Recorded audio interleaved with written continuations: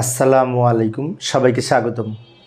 প্রিয় শিক্ষার্থী বন্ধুরা, আজকে আমি এই যে আইসিটি বিষয়ের এখানে সত্যক সরণের মাধ্যমে এই লজিক ফাংশনটির সমীকরণটি কীভাবে প্রকাশ করব, তাই না?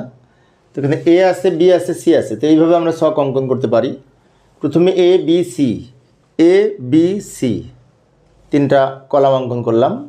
এরপর এ নট আছে, তো এ নটের জন্য একটা, সি নট আছে, সি নটের জন্য একটা, আর বাকিগুলো আমি সব এই এফের মান হবে, এই শেষের যে মানটা আছে না, ওইটা এফের মান। তো এফের মান এখানে লেখার জায়গা নাই, সেজন্য আমি অবশ্য ছোটো করে লিখেছি। এফের মানটা এখানে লিখে দেওয়া যায়, দেখি তো।